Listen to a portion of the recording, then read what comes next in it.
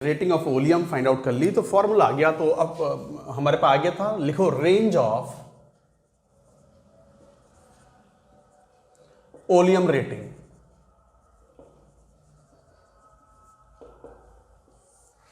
Range of oleum rating, तो oleum की rating की रेंज क्या है, that we can talk about. तो मान लो जैसे हमने कहा था कि SO3 प्लस H2SO4 X% oleum, 100 gram sample ले लिया। तो हमें साफ पता है, हमने अभी कहा भी था कि 100 ग्राम सैंपल में एक तरीके से मास ऑफ SO3 कितना आया था, X माइनस 100 इंटू 40/9 ग्राम। यही तो था, अरे भाई यही तो था। तो बताओ X की जो मिनिमम रेटिंग है वो कब होगी, मैक्सिमम कब होगी। X की मिनिमम रेटिंग जब होगी जब SO3 हो ही ना और प्योर H2SO4 हो जाए, मतलब जस्ट टेंड्स टू बी। तो फॉर मिनिमम रेटिंग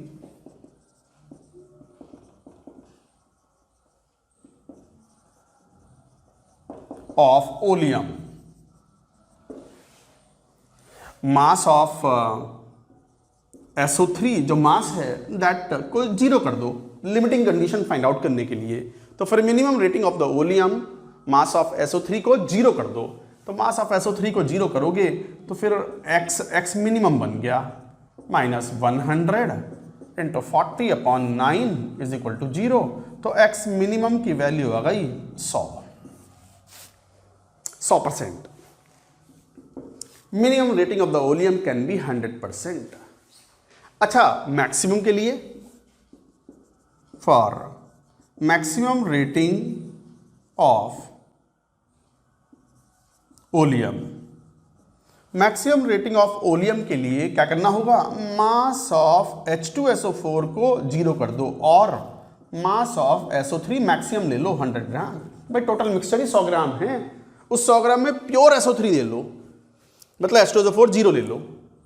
तो फिर क्या होगा, जरा देखें, x maximum rating minus 100 into 40/9 should be equal to 100। यहां से सॉल्व करोगे तो एक्स मैक्स की वैल्यू जो निकल के आती है that comes out to be 122.5%। तो इसका मतलब what is our range of rating of oleum, what is the range of rating of oleum. तो ओलियम की रेटिंग जो है वो कहां से कहां तक होगी, that is x should be greater than 100, should be less than 122.5। अच्छा सर इक्वल साइन क्यों नहीं लगाया, नहीं इक्वल साइन लगा दिया, मान लो इक्वल टू 100 हो गई, तो वो ओलियम कहाँ है, वो तो प्योर SO3 हुआ। ओलियम तो जब ही कहलाएगा ना when you have a mixture of SO3 as well as H2SO4, भले ही उसमें H2SO4 बहुत थोड़ा सा हो या भले ही उसमें SO3 बहुत थोड़ा सा हो, इसलिए इक्वालिटी वाला साइन नहीं लगाना है। तो range of the oleum it should be greater than 100 and should be less than 122.5। बहुत सबसे ज्यादा कंसंट्रेट ओलियम कौन सा कहलाएगा, 122.5% रेटिंग वाला ओलियम। कोई आपसे कहे ना मैं और बढ़िया वाला ओलियम लाया हूं, गाढ़ा वाला 150%, 200%, थोड़ा महंगा है, कान के नीचे दबा दियो एक। अबे 122.5% से ज़्यादा तो हो ही नहीं सकता। Maximum rating of the oleum is 122.5%, so it cannot be greater than that. So this is the range of the oleum, you should remember. तो what is the percentage possible for the range of the oleum? Rating के लिए 100 से ज़्यादा और 122.5 से कम, more than 100 and less than 122.5. तो guys ये था oleum. Let's do 1 or 2 questions based on oleum. Let's take one question. पहले पूरी बात नोट करो, note it down.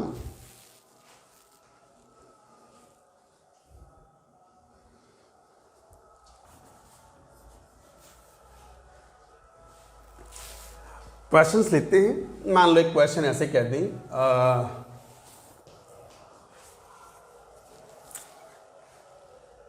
क्वेश्चन ऐसे कह दें कि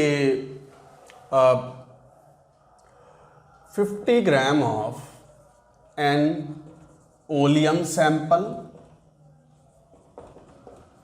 rated as 109% is treated with x molar NaOH solution 1 liter to completely neutralize. Find x। नहीं, मुश्किल सवाल ना है, ये तो आसान क्वेश्चन है। कैसे आसान क्वेश्चन? अब समझ में आना चाहिए, रट के ना होगा, समझ में आना चाहिए। क्वेश्चन कह रहा है कि NaOH 1 लीटर लिया, x मोलर है, तो बताओ x की वैल्यू क्या होगी यदि कंप्लीटली न्यूट्रलाइज कर दिया जाए विद द ओलियम। अब ओलियम न्यूट्रलाइज कैसे करेगा? अरे ओलियम में SO3 और H2SO4 है ना, और एक्वस सॉल्यूशन तो है ही है। ऑफ कोर्स एक्वस सॉल्यूशन है तो पानी तो है ही। तो एक तरीके से पहले ये निकाल लो कि ओलियम कितना H2SO4 देगा। SO3 भी पानी में जाने के बाद H2SO4 ही बनाना है, तो कितना H2SO4 मिल सकता है यहां से? तो जरा देखना, 109% ओलियम है, इसका मतलब 100 ग्राम oleum sample can give maximum 109 gram H2SO4। तो फिर चूंकि हमारे पास 50 ग्राम सैंपल है, तो कितना? 109/2 ग्राम H2SO4। यही तो परिभाषा होती है इसकी। इतने ग्राम H2SO4 है, इसका मतलब जब ये ओलियम रिएक्शन करेगा एक्वस सॉल्यूशन से, तो जो SO3 छुपा हुआ होगा वो पानी से रिएक्शन करने के बाद H2SO4 बना चुका होगा, और मैक्सिमम H2SO4 कितना मिल चुका होगा? दिस मच ग्राम। अब इसकी रिएक्शन H2SO4 की कराओ NaOH के साथ, कंप्लीट न्यूट्रलाइजेशन कराने के लिए बोल रहे हैं। तो what will happen? Sodium sulphate plus 2H2O। अब H2SO4 कितना है? 109/2 ग्राम अपॉन 98 क्या बन गए? मोल। और NaOH कितना है? कितने moles? Molarity x into 1 litre, इतने मोल। साफ दिखता है जितने मोल H2SO4 है उसके दुगने मोल चाहिए NaOH, तो x इंटू 1 ये मोल्स हैं, it should be 2 times of moles of H2SO4, तभी तो प्रॉपरली न्यूट्रलाइज होगा। दुगना चाहिए, तो 2 into 109 upon 2 into 98 is equal to x into 1। 2 से ये 2 कैंसिल आउट हो गया, यही हुआ। तो कितना? x की वैल्यू आ गई 109/98 मोलर। बस यही आंसर है भैया। हो गया क्वेश्चन सॉल्व, हो गया क्वेश्चन सॉल्व। क्योंकि NaOH सॉल्यूशन में जब आप ओलियम मिलाओगे तो उसका SO3 भी H2SO4 में कन्वर्ट हो चुका होगा, और by definition you know very well कि 100 ग्राम सैंपल 109 ग्राम H2SO4 दे सकता है, तो फिर 50 ग्राम सैंपल कितना देगा? 109/2 gram of H2SO4। 98 molar mass होता है H2SO4 का, डिवाइड कर दिया, मोल कॉन्सेप्ट में यूनिटरी मेथड अप्लाई किया, and finally you get the answer of the x। Molarity of NaOH solution will be 109/98। That's it, this is the answer. I think you have understood. I hope you have understood. Let's take another question. One more question we will take. और लिखो एक सवाल, पहले पूरी बात note करो।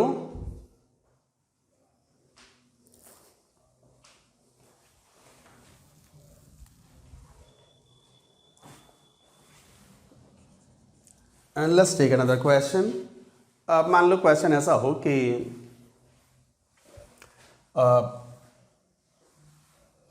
in 100 gram of an oleum sample rated as 109%, 4.5 gram of water is added. Find new rating of oleum. बस ये क्वेश्चन है। स्क्रीन को पॉज करो, क्वेश्चन को तुम्हारे सामने है ही, नोट कर लिया तुमने, और रफ पेपर पर नोटबुक में क्वेश्चन को सॉल्व करो। करो जरा सॉल्व।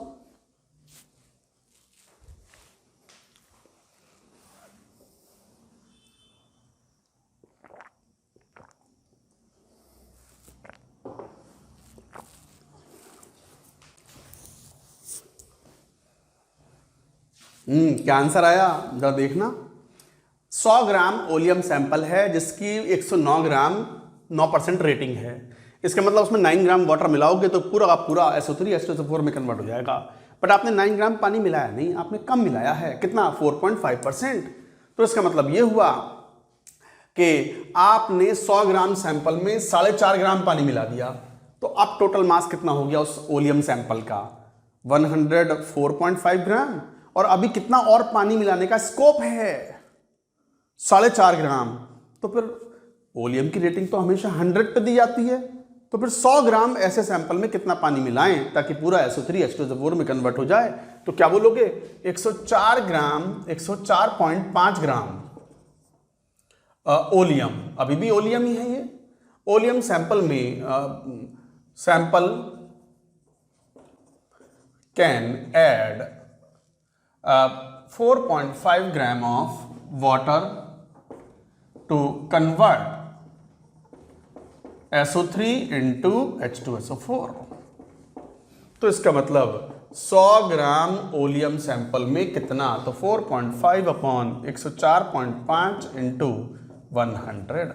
सॉल्व करोगे तो ये वैल्यू आ जाती है। कितना पानी मिला सकते हैं 100 ग्राम में? ये वैल्यू आई थिंक 4.31% आ जाती, ग्राम आ जाएगी। इतना पानी मिला सकते हो आप नए वाले सैंपल में। सुनो सुनो सुनो, ओरिजिनल जो 100 ग्राम ओलियम सैंपल था जिसकी रेटिंग 109% थी, उसमें 9 ग्राम पानी मिलाते तो वो पूरा पूरा H2SO4 में कन्वर्ट होता। तो रेटिंग आपने 109% दे दी। बट आपने 4.5 ग्राम पानी मिलाया। तो इसका मतलब ओलियम सैंपल का मास कितना हुआ? 104.5 ग्राम। और उसमें कितना पानी मिला सकते हैं? 4.5 ग्राम। और तो फिर 100 ग्राम, क्योंकि ओलियम की रेटिंग 100 पे दी जाती है, परसेंटेज है ना। तो इसका मतलब 100 ग्राम ऐसे वाले ओलियम में कितना और पानी मिलाया जाए कि रेटिंग आ जाए उसकी? तो फिर 4.31 ग्राम। तो इसका मतलब new rating of oleum is equal to 100 plus 4.31, 104.31%। That's it. यही आंसर है। It's a very good question. कई बार बच्चों को समझ ही ना आता करा क्या है, वापस वही 1-2 दिन में आ जाएगा। घूमो दिमाग में, वही घूमेगा तुम्हारे, घुमड़ घुमड़ घूमता रहेगा वो कि वो क्या 104, 104 कर रहे थे सर। फिर अचानक से क्लिक करेगा, अरे हाँ यस आई गॉट इट। ऐसा होता है, सबके साथ होता है, मेरे साथ भी होता है। कई बार मैं कोई नई चीज़ पढ़ता हूँ तो एक बार में पूरी बात नहीं समझ पाते, कुछ समझ में आता है और फिर थोड़ा समय देते हैं उसको, शाम तक, अगले दिन तक वो दिमाग में चलता रहता है and almost everything becomes crystal clear. It happens with me, it happens with every student, almost all the students. तो गाइज ये था आंसर 104.31। तो ये था ओलियम। हमने क्वेश्चन भी सॉल्व कर लिए। हाँ, लेकिन ओलियम पर डायरेक्टली कोई क्वेश्चन मुझे दिखाई नहीं पड़ता तो जेईई मेन या इवन एडवांस्ड में भी पूछा गया हो in the last 10, 15, 20 years. Anyway, मुश्किल बात नहीं थी, आसान था, हमने पढ़ लिया। अब बचता है हार्डनेस ऑफ वाटर, वो भी लेंगे। पहले ये नोट करो, देखो इक्विवेलेंट कॉन्सेप्ट खत्म होने को है और आखिरी जो पार्ट बचा हुआ है वो है हार्डनेस ऑफ वाटर। आखिरी में भले ही है बट यूँ मान लो चैप्टर का सबसे इंपॉर्टेंट पार्ट है, चाहे वो जेईई मेन हो चाहे वो जेईई एडवांस्ड हो। क्वेश्चंस रेगुलरली आते हैं ऑन हार्डनेस ऑफ वाटर, चाहे वो हार्डनेस ऑफ वाटर डिफाइन करने पे हो, चाहे वो removal of hardness of water पे हो, चाहे वो डिग्री ऑफ हार्डनेस मेजरमेंट पे हो। हेडिंग लिखो hardness of water.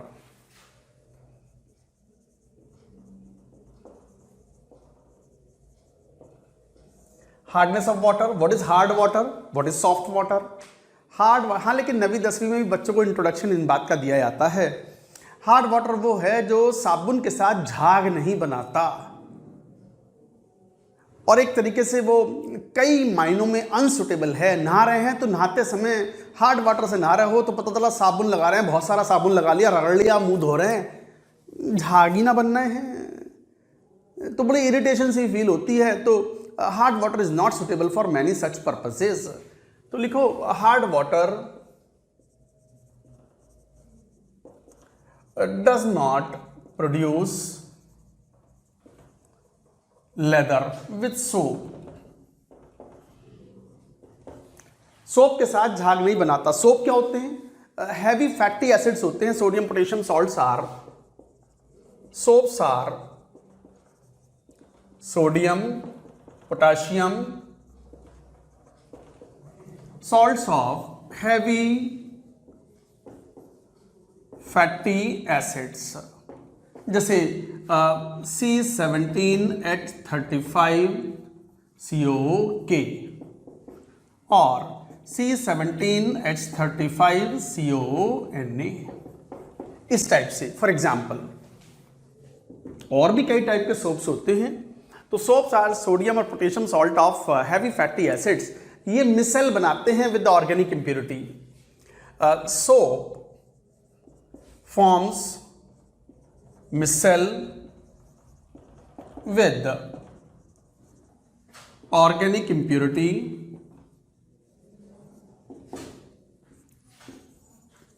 greasy impurity and helps in washing away the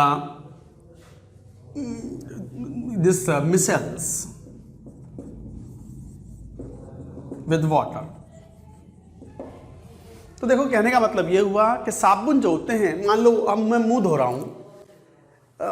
हूँ तो साबुन लिया, पानी से हाथ रगड़ा और मुंह पे धो रहे हैं। मुंह पे क्या है, मुंह पे गंदगी लगी हुई है, मतलब पसीना आता है, ऑयली ऑर्गेनिक बॉडी है ना, तो ऑर्गेनिक सब्सटेंस सीक्रेट होते हैं बॉडी से, तो ग्रीसी हो जाता है, चिकना हो जाता है पूरा चेहरा, मान लो कई बार ऑयली हो जाता है, तो हम साबुन से रगड़ते हैं। तो साबुन का पर्पज़ ये है कि साबुन उस ऑयली इम्प्योरिटीज़ के साथ मिसेल बनाए और मिसेल्स को वाटर से वॉश आउट करके क्लीन कर लिया जाए, चेहरा साफ, खूबसूरत दिखते हो आप कई बार। तो soap forms micelles with organic impurities and helps in washing away the micelles with water, पानी के साथ साफ कर देते हैं। बट प्रॉब्लम क्या है, अगर हार्ड वाटर है तो हार्ड वाटर के कैल्शियम 2+ और मैग्नीशियम 2+ जो होते हैं वो इन सोप के साथ रिएक्ट करके प्रेसिपिटेट बना लेते हैं and does not form proper leather. In case of hard water, calcium 2+, magnesium 2+ present in hard water form precipitate with soap and due to this soap goes waste and leather is not produced, झाग नहीं बनते। अरे झाग तो जब बनते ना, जब साबुन जो है वो मिसेल्स बनाता और ऑर्गेनिक इंप्योरिटीज को रिमूव करता, अपना पर्पस सर्व करता। वो काम होने से पहले हार्ड वाटर के अंदर जो कैल्शियम 2+ और मैग्नीशियम 2+ प्रेजेंट थे वो साबुन के साथ प्रेसिपिटेट बना लेते हैं और झाग बनने ही नहीं देते। तो एक तरीके से ऐसा पानी नहाने के लिए उपयुक्त नहीं है। सच water is not useful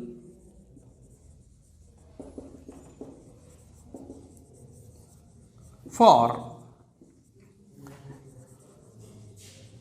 bathing purpose, नहाने के उपयोग में ऐसा वाटर काम में नहीं लाया जाता, तो ये यूजफुल नहीं होता कैसे भी करके। तो इसका मतलब कल्प्रिट कौन है, कैल्शियम 2+ एंड मैग्नीशियम 2+। तो इसका मतलब hardness in water is mainly due to dissolved salts of calcium 2+ and magnesium 2+. For example, chlorides, sulfates, bicarbonates of calcium 2+ and magnesium 2+.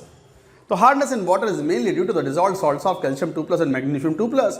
Ultimately culprit यही है, कैल्शियम 2+ मैग्नीशियम 2+। साबुन को ही निपटा देते हैं, ये साबुन को ही पीपीटी बना देते हैं, झाग बनाने से पहले साबुन का पर्पज ही सर्व नहीं होता। तो ये प्रॉब्लम है हार्ड वाटर की। तो इसका मतलब अब बात करते हैं टाइप ऑफ हार्डनेस क्या है and how to remove hardness. Note करो ये सब पॉइंट्स, नोट इट डाउन, लिखे पूरी बात, सब इंपॉर्टेंट है ये।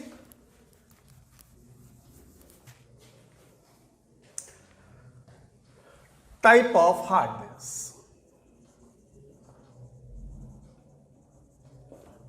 दो तरह की हार्डनेस होती है, टेम्पररी हार्डनेस,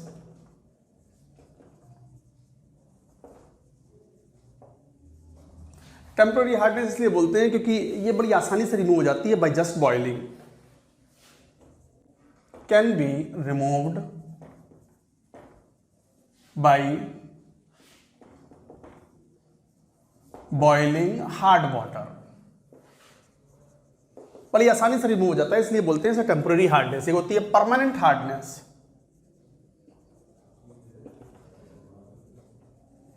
परमानेंट हार्डनेस के लिए स्पेशल मेथड्स आर यूज्ड।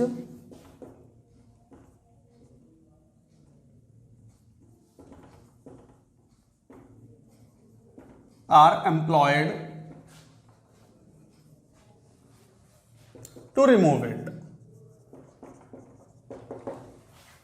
अच्छा, temporary hardness A,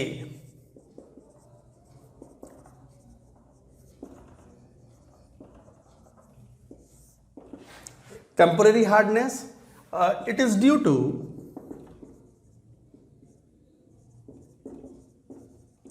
dissolved bicarbonates of calcium 2+ and magnesium 2+। तो कैल्शियम 2+ और मैग्नीशियम 2+ के जो बाइकार्बोनेट्स होते हैं उनकी वजह से होती है, and it can be removed by boiling. कैसे रिमूव करेंगे वो देखेंगे अभी। बी, परमानेंट हार्डनेस, जैसे कौन, soluble calcium bicarbonate, magnesium bicarbonate. So like that you have to say permanent hardness,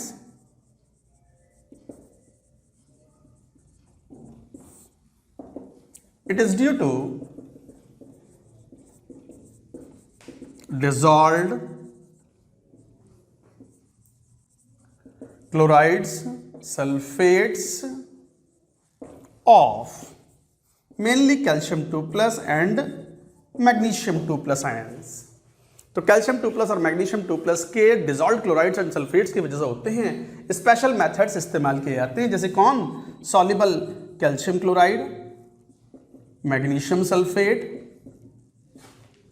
calcium sulphate etcetera, इनकी वजह से ये हार्डनेस होती है। अब बात आती है हाउ टू रिमूव हार्डनेस, जिसके ऊपर खूब क्वेश्चन पूछे जाते हैं और ये एनसीईआरटी में बड़ा अच्छे से मेंशन है। थोड़ा ध्यान देंगे इस बात को, लिखो पूरी बात, पूरा नोट करो पहले।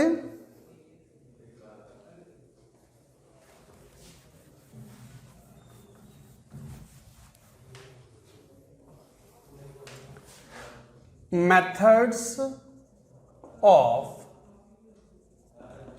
Removing hardness of water. Methods of removing hardness of water, तो क्या मेथड्स है, दिस इज ऑल इंपॉर्टेंट। इसके ऊपर जेई मेन, जेई एडवांस पे कई बार क्वेश्चन पूछा है, जैसे बाय बॉइलिंग,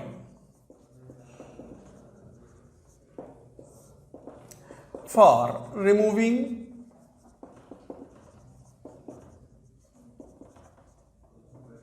टेम्पोररी हार्डनेस।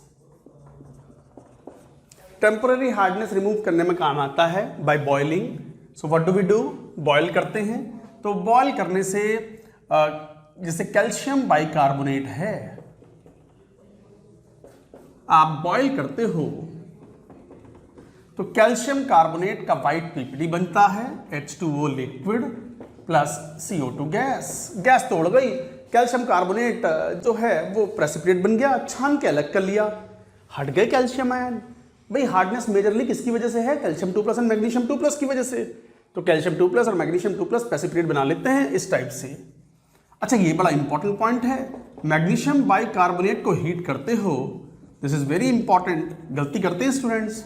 तो बॉयल करने पर मैग्नीशियम हाइड्रोक्साइड मिलता है, precipitate plus CO2 gas, like this. Magnesium hydroxide की सॉल्युबिलिटी कम है पानी में in comparison to calcium magnesium carbonate. Solubility of magnesium hydroxide is lesser in water than MgCO3। Magnesium carbonate का पीपीटी नहीं बनता, किसका पीपीटी बनता है? मैग्नीशियम हाइड्रोक्साइड का। तो मैं ये याद रखना है, दिस इज वेरी इंपॉर्टेंट कि मैग्नीशियम बाइकार्बोनेट को हीट करो तो you get magnesium hydroxide, you don't get magnesium carbonate, keep in mind. So boiling से आप टेम्पररी हार्डनेस रिमूव कर सकते हो। दूसरा मेथड होता है Clark's method.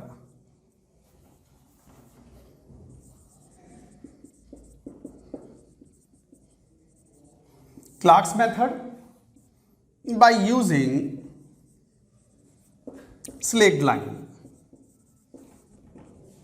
or quicklime। Quicklime या स्लेक्ड लाइम यूज करते हैं अगेन टू रिमूव, ये मेथड भी कहां काम आता है? To remove temporary hardness.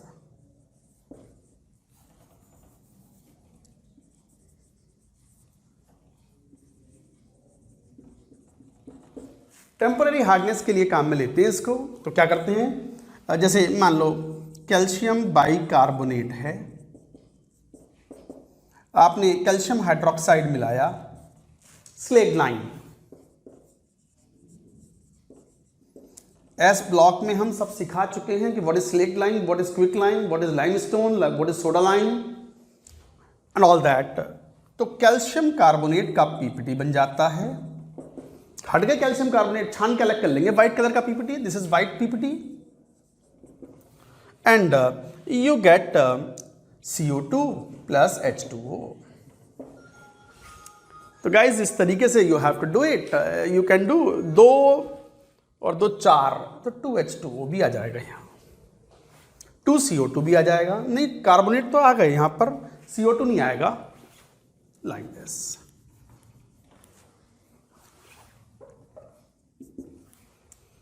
तो इस तरीके से आप स्लेक्ड लाइम, अच्छा क्विक लाइम भी मिला सकते हो, calcium bicarbonate plus quick lime मिला रहे हो आप, वो भी वही पर्पस करेगा क्योंकि पानी तो है ही ना। पानी के साथ क्विक लाइम भी क्या बनाता है? Slaked lime. तो कहने का मतलब 2CaCO3 plus H2O। Calcium ion precipitate बना करके हट गए, सॉल्यूशन से कैल्शियम आयन ही हट गया तो विलेनी भाग गया। जब विलेनी भाग गया तो water is soft, you get soft water, problem is solved. So this is called Clark's method और बाय यूजिंग स्लेक्ड लाइम और क्विक लाइम। थर्ड, बाकी के जो 3 मेथड हैं बड़े इंपॉर्टेंट है, क्वेश्चन मेनली उन पे आते हैं and they are used for removing permanent hardness. Note करो पूरी बात।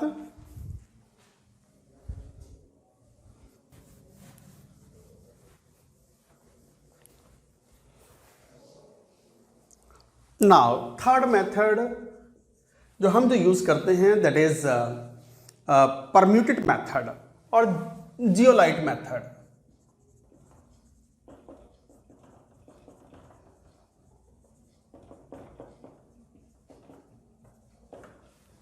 जियोलाइट और परम्यूटेड मेथड क्या करते हैं इसमें? Resin is used natural, for example zeolite. जैसे क्या जियोलाइट क्या होता है? Na2Al2Si2O8.XH2। ये सिलिकेट्स होते हैं, एल्यूमिनोसिलिकेट।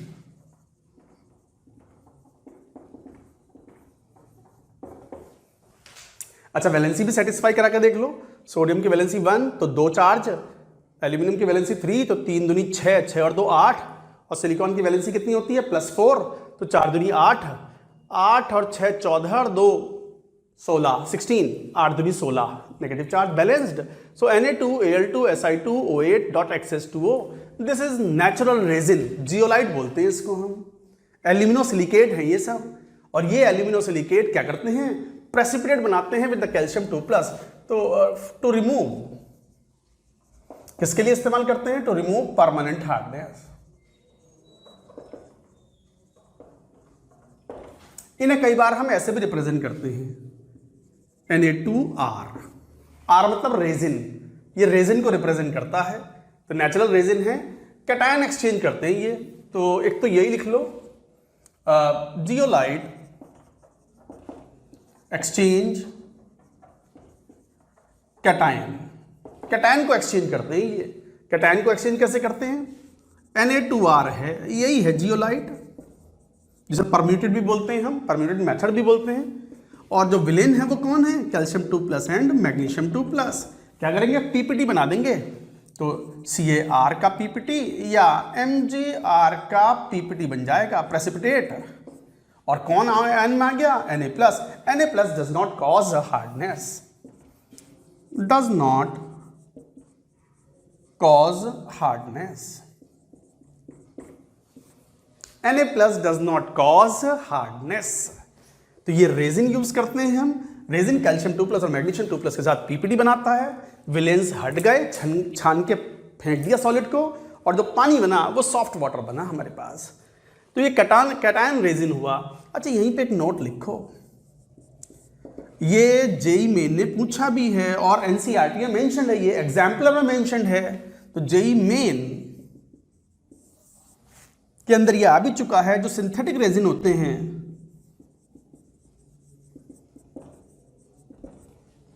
Exchange cation as well as anion and hence more efficient than zeolite. जो नेचुरल रेजिन्स होते हैं उनसे ज़्यादा एफिशिएंट होते हैं, क्योंकि नेचुरल रेजिन्स जो हैं वो तो केवल कैटायन को एक्सचेंज करते हैं, बट जो सिंथेटिक रेजिन्स होते हैं they exchange cations as well as anions. जैसे मान लो कुछ कैटायन का एक्सचेंज करना हो,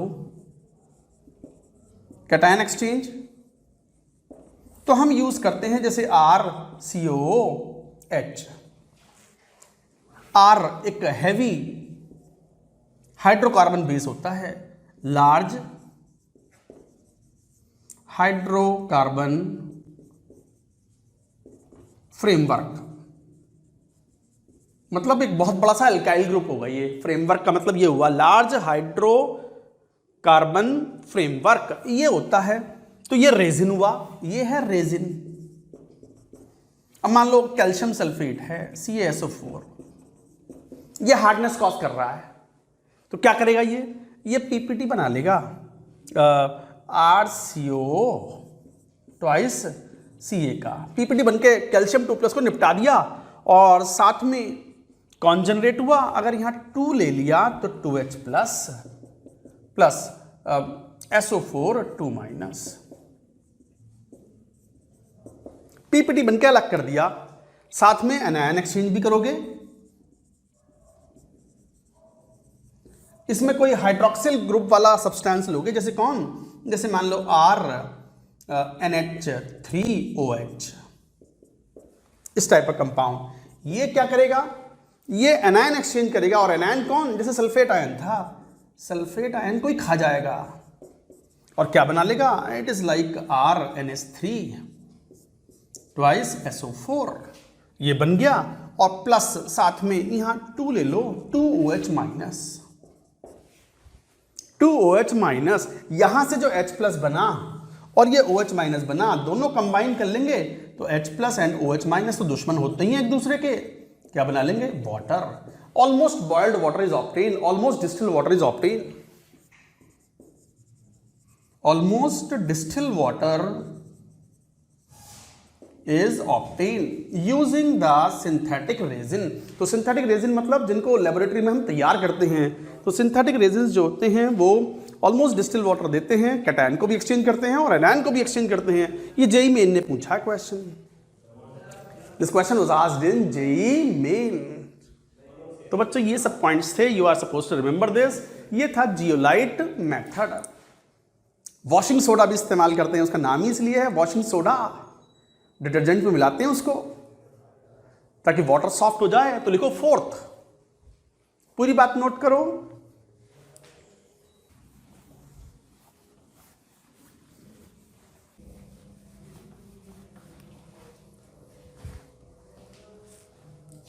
चलो बच्चों, अब देखो नेक्स्ट जो मेथड ऑफ हार्डनेस रिमूवल है वो फोर्थ। परमानेंट हार्डनेस के मेथड्स ही हैं ये। By using washing soda. क्या फॉर्मूला होता है वॉशिंग सोडा का? Na2CO3 sodium carbonate dot 10H2O decahydrate. ये होता है परमानेंट हार्डनेस को रिमूव करने में काम आएगा, टू रिमूव परमानेंट हार्डनेस। ठीक है, कैसे? मान लो जैसे कैल्शियम सल्फेट डिजॉल्व है, परमानेंट हार्डनेस कॉज करेगा, तो क्या करें? सोडियम कार्बोनेट जब इसमें मिलाओगे तो वो कैल्शियम कार्बोनेट का व्हाइट पीपीटी बनाएगा, जिसे छान के अलग कर दोगे, हट गया कैल्शियम 2+। कैल्शियम 2+ और मैग्नीशियम 2+ घुले हुए हैं, वही तो हमारे लिए यहाँ पर विलेन हैं जो हार्डनेस कॉज कर रहे हैं। बाकी तो सोडियम सल्फेट बन गया। Sodium sulphate does not cause hardness. ऐसे ही अनदर मेथड, ये थर्ड नंबर हुआ। Fourth, Calgon method. फोर्थ है कि फिफ्थ है वो देख लेना। मान लो ये फोर्थ है और ये फिफ्थ है। Calgon method using polyphosphates. For example NaPO3(6), hexa metaphosphate, sodium hexa metaphosphate, sodium hexa metaphosphate. Cyclic phosphates होते हैं ये पॉलीफॉस्फेट्स। और ये तो बड़ा इंपॉर्टेंट भी है, IIT ने पूछा भी है ये क्वेश्चन एडवांस ने। तो मेटाफॉस्फेट्स या पॉलीफॉस्फेट्स form complex soluble complex, soluble word is important, soluble complex with calcium 2+ and magnesium 2+ and remove permanent hardness। तो ये भी permanent hardness के लिए है।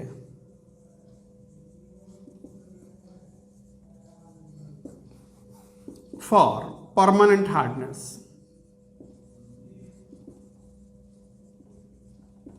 तो ये भी परमानेंट हार्डनेस को रिमूव करने में काम में आता है। जैसे क्या? NaPO3(6), इसे बोलते हैं केल्गन।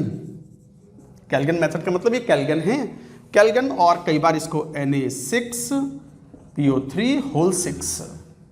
ये पहले क्या होता है? ये आयोनाइज होता है 2Na+ एंड Na4PO3(6), और ये इस तरीके से 2-। अब ये रिएक्शन करता है Na4PO3(6), 2- कैल्शियम 2+ या मैग्नीशियम 2+ के साथ it will form the complex. क्या complex? Na2CaPO3(6). That kind of complex is formed and accordingly 2- plus 2Na+। So like that. यहां पर मैग्नीशियम भी आ जाएगा, कैल्शियम और मैग्नीशियम, और Na2MgPO3(6) लाइक दैट, 2- 2Na+। तो यहां पर मैग्नीशियम और कैल्शियम अब बिजी हो गए हैं सॉल्यूशन में ही। एक्वस कॉम्प्लेक्स है ये, हैं सॉल्यूशन में पड़े हुए हैं ये, बट कैल्शियम 2+ मैग्नीशियम 2+ अब फ्री नहीं है, अब साबुन खाने के लिए पड़ा हुआ नहीं है। It has been made busy in the form of complex. है सॉल्यूशन में ही, मगर अब ये साबुन से रिएक्शन नहीं करेगा। तो कैल्शियम 2+ और मैग्नीशियम 2+ जो है वो कॉम्प्लेक्स बना करके सॉल्यूशन में रहते हैं। तो स्टूडेंट्स, ये कुछ पॉइंट्स थे that you are suppose to remember. I hope you have understood the point. तो लिखो ये सब मेथड एक बार, नोट इट डाउन।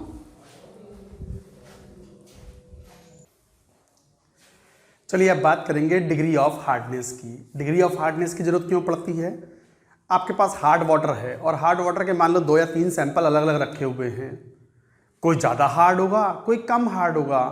किसी में कैल्शियम 2+ मैग्नीशियम 2+ की कंसंट्रेशन ज़्यादा होगी तो किसी में कम होगी। जहाँ कैल्शियम 2+ और मैग्नीशियम 2+ ज़्यादा होगा वो ज़्यादा हार्ड वाटर होगा। जहाँ कैल्शियम 2+ और मैग्नीशियम 2+ के सॉल्ट्स की जो इम्प्योरिटीज़ हैं पानी के अंदर, वाटर के अंदर, जहाँ कम होंगी तो वो लेस हार्ड वाटर होगा।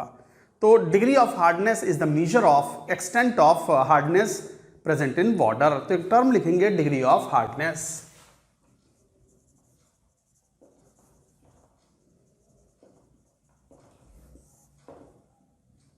तो डिग्री ऑफ हार्डनेस मेजर करता है कि कितनी हार्डनेस है पानी के अंदर, एक्सटेंट ऑफ हार्डनेस को मेजर करता है ये। तो it measures the extent of hardness in water, कि वाटर में कितनी हार्ड पानी है इसको बताता है ये। अच्छा है क्या? It is defined as number of gram equivalents of calcium carbonate mass लो। It is defined as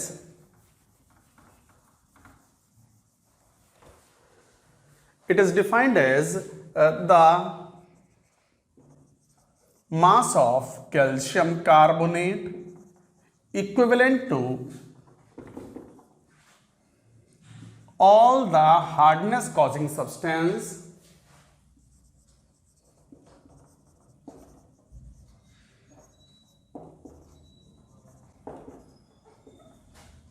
present in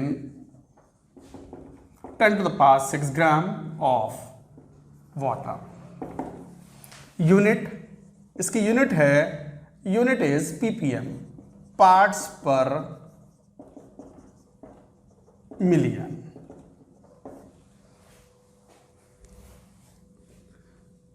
parts per million. तो degree of hardness it is defined as the mass of calcium carbonate equivalent to all the hardness causing substance present in 10 to the power 6 gram of water. और जो unit है वो है ppm, parts per million. तो parts per million में इसकी unit होती है। अच्छा ये डेफिनेशन थोड़ी अजीब सी होती है। एक बात तो ये जरूर याद रखें, CaCO3 is insoluble in water and does not cause hardness। तो कैल्शियम कार्बोनेट ही क्यों लिया? क्योंकि कैल्शियम कार्बोनेट कैलकुलेशन में थोड़ा ईज प्रोवाइड करता है, इजीनेस प्रोवाइड करता है, क्योंकि कैल्शियम कार्बोनेट का मोलर मास 100 है, CaCO3 का मोलर मास 100 ग्राम पर मोल है, इसलिए। तो it is defined as the mass of the CaCO3 equivalent to all the hardness causing substance present in 10 to the power 6 gram of water. तो ये हमेशा मिलियन में मेजर किया जाता है, मिलियन ग्राम ऑफ वाटर, और मिलियन ऑफ ग्राम वाटर की वजह से इसे बोलते हैं पार्ट्स पर मिलियन। अच्छा ppm तो आप समझते होंगे, ppm parts per million is equal to mass of solute, कई बार ऐसे डिफाइन करते हैं, कंसंट्रेशन टर्म है ये भी, मास ऑफ सॉल्यूशन इनटू 10 की पावर 6 ऐसे बोलते हैं। अच्छा कई बार एक टर्म और होता है ppb, बहुत ही एक्सट्रीमली डाइल्यूट सॉल्यूशन हो किसी कंपोनेंट का तो उसे ppb बोलते हैं, पार्ट्स पर बिलियन। तो क्या बोलोगे? मास of solute upon mass of solution, यहां मास ऑफ सॉल्यूशन का मतलब entire mass of water into 10 की पावर 9, 10 की पावर 9 होता है। अच्छा परसेंटेज कैसे डिफाइन करते हैं? Percentage of solute in solution,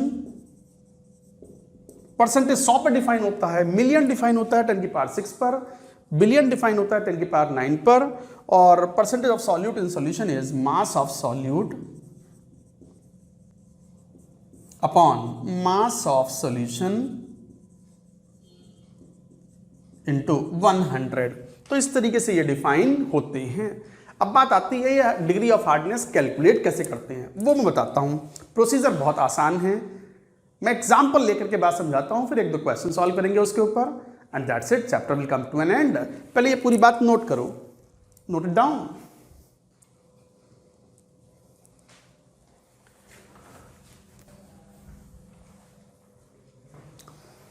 जैसे डिग्री ऑफ हार्डनेस कैसे मेजर करें, एग्जाम्पल देखें।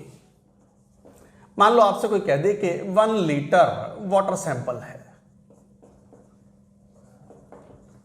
1 लीटर वाटर सैंपल है विच कंटेन्स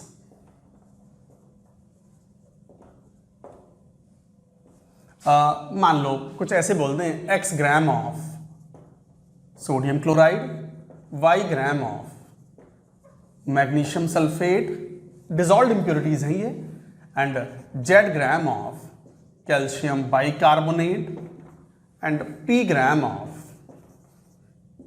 मान लो कुछ बोल दिया जैसे कैल्शियम क्लोराइड। ऐसे बोल दिया कि 1 लीटर पानी है सैंपल में जिसके अंदर x gram of sodium chloride पाया गया, y gram of magnesium sulphate, z gram of calcium bicarbonate, p gram of calcium chloride, और पूछ ले फाइंड। एक तरीके से क्वेश्चन ही है, मैं क्वेश्चन ही करा रहा हूं, तो find degree of hardness.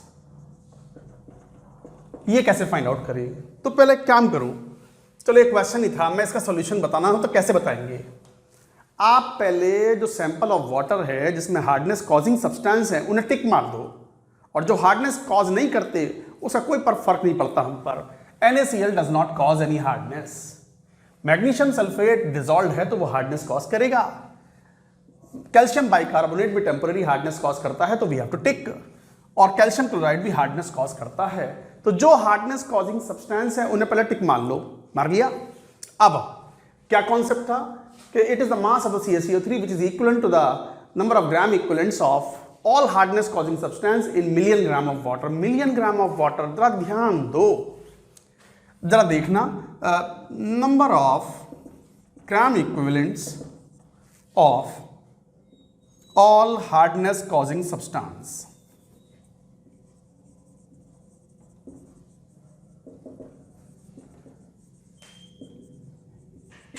In 10 to the power 6 gram of water. इसको बराबर करना होता है नंबर ऑफ ग्राम इक्विवेलेंट्स, ऐसा लिख लिया करो आप, ऑफ कैल्शियम कार्बोनेट। जितने भी हार्डनेस कॉजिंग सब्सटेंस हैं उनके नंबर ऑफ ग्राम इक्विवेलेंट्स निकाल लो in million gram of water. अच्छा देखना जरा, लिखना बंद करो, लिखना बंद करो, जरा देखिए, जरा देख तो सही। तो number of gram equivalents of all hardness causing substance, नहीं NaCl does not cause hardness. Magnesium sulphate पर आ जाओ तो y ग्राम है, मोलर मास से डिवाइड करो तभी तो मोल्स आएंगे, तो मोल्स बनाओ, तो मैग्नीशियम 24 प्लस कितना 96 120 moles into valency factor. Magnesium sulphate का वैलेंसी फैक्टर 2 है, तो वैलेंसी फैक्टर इज 2, इसका वैलेंसी फैक्टर भी 2 है। आयनिक कंपाउंड्स के वैलेंसी फैक्टर सिखा चुके होते हैं हम इक्विवेलेंट कॉन्सेप्ट में, इसी चैप्टर में शुरुआत में। यहां भी वैलेंसी फैक्टर 2 है जरूरत पड़ने पर। अच्छा ये नंबर ऑफ ग्राम इक्विवेलेंट्स आ गए कितने में? 1 लीटर में। अच्छा वाटर की डेंसिटी, डेंसिटी कुछ ना कहा जाए तो हार्ड वाटर हो या सॉफ्ट वाटर हो, क्वेश्चन में मेंशन ना हो डेंसिटी, तो we have to assume 1 gram per ml। इसका मतलब 1 लीटर वाटर का मतलब हो गया इक्विवेलेंट टू 1000 ग्राम, 10 की पावर 3 ग्राम में है ये। तो इसका मतलब ये हुआ कि इतना, पहले एक काम करो, 1 लीटर के अंदर मतलब 1000 ग्राम के अंदर कौन हार्डनेस कॉजिंग सब्सटेंस निकाल लो, Y, Z, यस ये भी हार्डनेस कॉजिंग है। Molar mass calcium 40 plus HCO3 मतलब 61 दूना 122 प्लस 40 162, यस चेक कर लेना आप एक बार।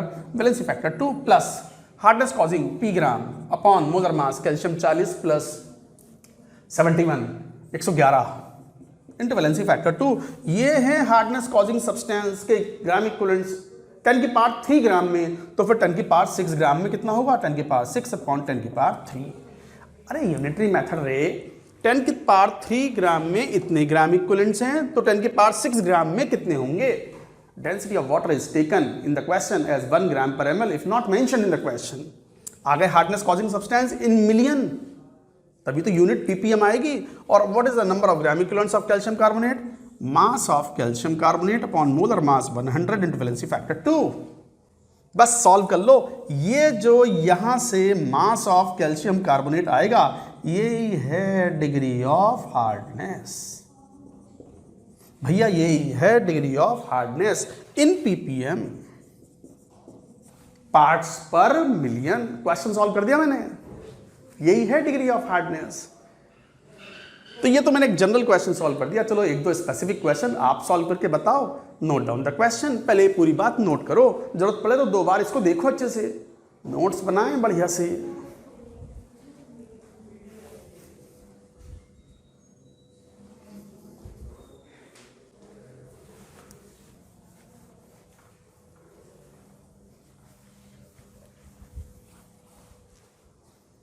चलो एक क्वेश्चन लेते हैं। मान लो ऐसा कह दें कि 100 ml of a water sample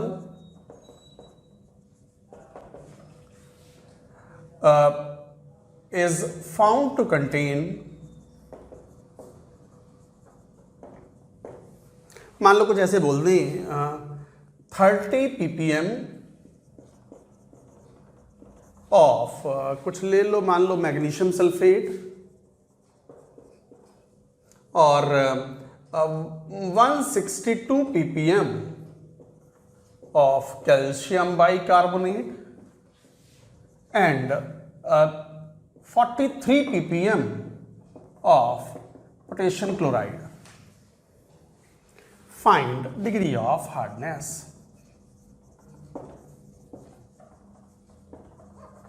इस सैंपल में, और इंपॉर्टेंट सवाल है, करना क्या है वो तो पता है ना तुम्हें। स्क्रीन को पॉज करो, रफ कॉपी में एक बार क्वेश्चन को सॉल्व करो। रफ कॉपी क्या, जिस कॉपी पे नोट्स बना रहे हैं उसी पे सॉल्व करो। गलत हो जाएगा तो कोई बात नहीं, काट देना, मालूम तो रहेगा। कभी रिवीजन करोगे कि हाँ मैं कितना बेवकूफ था, अब मैंने पहली बार में ये क्वेश्चन कितना गलत से किया था। करो solve.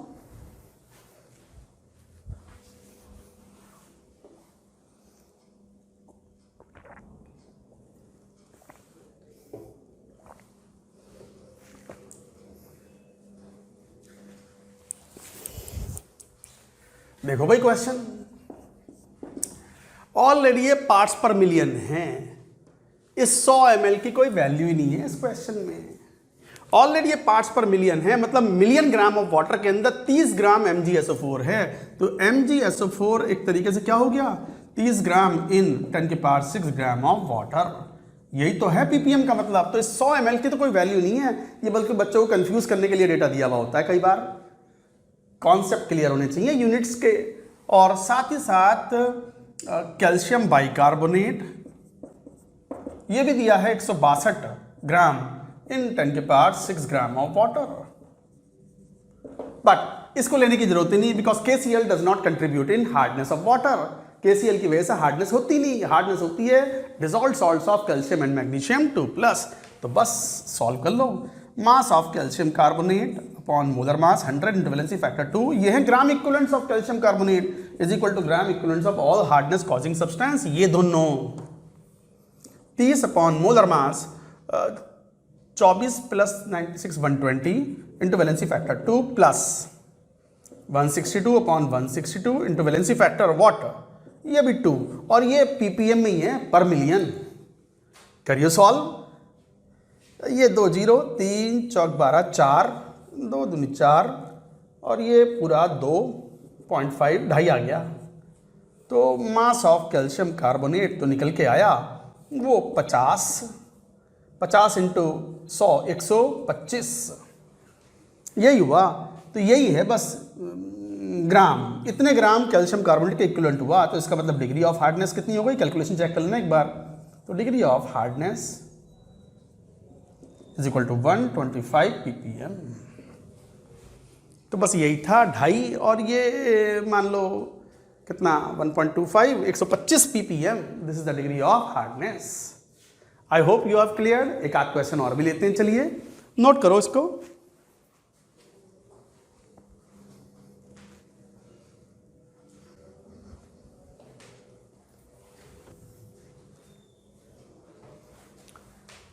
Let's take another question. मान लो क्वेश्चन ये कह दे कि व्हाट मास ऑफ क्विकलाइम तो समझते हो, is needed to remove hardness of 2 metre cube of water if 100 ml of this water has, मान लो कुछ ऐसे ले लो, 81 या 81 मिलीग्राम ऑफ कैल्शियम बाइकार्बोनेट। ये क्वेश्चन है। अगेन स्क्रीन को पॉज करो, क्वेश्चन को सॉल्व करो। कितना क्विकलैंड चाहिए to remove hardness of 2 metre cube of water if 100 ml of this water sample has 81 milligram of calcium bicarbonate. अच्छा, कैल्शियम का एटॉमिक मास तो पता ही होता है 40, हाइड्रोजन कार्बन के मालूम ही होते हैं, मिलीग्राम दिए में दिया हुआ है। करो सॉल्व, आंसर बताओ। Again this is an important question. इस तरह क्वेश्चन एक बार जेई एडवांस्ड में पहले आया हुआ है, नोट इट डाउन।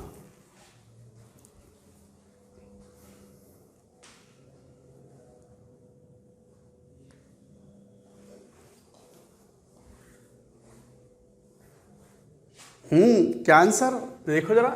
तो what mass of the quicklime is needed to remove, अब रिएक्शन तो करवाओ। Calcium bicarbonate temporary hardness cause करता है, रिमूव करने के लिए कौन सा मेथड था ये? Clark's method for removal of hardness. तो क्या बनाएगा? 2CaCO3 का पीपीटी बन गया प्लस H2, ये मेथड है। अच्छा, ये कितना है 2 मीटर क्यूब में? कितना है 100 ml में? 100 ml मतलब जैसे 100 ml के अंदर है 81 मिलीग्राम, मतलब 10 की power -3 gram of calcium bicarbonate. 81 milligram दिया हुआ है 100 ml में, तो फिर 2 मीटर क्यूब, 2 मीटर क्यूब मतलब 1 मीटर क्यूब में कितने ml होते हैं? 10 की पावर 6, और 2 × 10 to the power 6 ml में कितना होगा कैल्शियम बाइकार्बोनेट? तो 81 × 10 to the power -3, simple unitary method upon 100 into 2 × 10 to the power 6, इतने ग्राम। जरा देखियो क्या हो गई वैल्यू। ये 1000 हो गया और ये 10 से कैंसिल हो जाएगा, 10 बचा, और 81 × 10 × 2 ग्राम। अब सॉल्व कर लो। तो मोल्स कितने होगा जरा देखना। 81 × 10 × 2 upon molar mass. What is the molar mass? इतने ग्राम था। What is the molar mass? 162। 2 bar cancel out हो गया, 2 से 2 भी 10 मोल। ऑब्वियसली ये भी फिर कितना? 10 मोल। 10 मोल का मतलब मास ऑफ क्विकलैंड कितना चाहिए? 10 मोल इंटू 40 + 16 56, हाँ 560 ग्राम। बच्चों बस यही आंसर है। यूनिट का ध्यान रखना। अब ये बात बताने लायक है नहीं, अच्छा नहीं लगता बताते हुए कि 1 metre cube is 10 to the power 3 litre and that is equal to 10 to the power 6 milli ml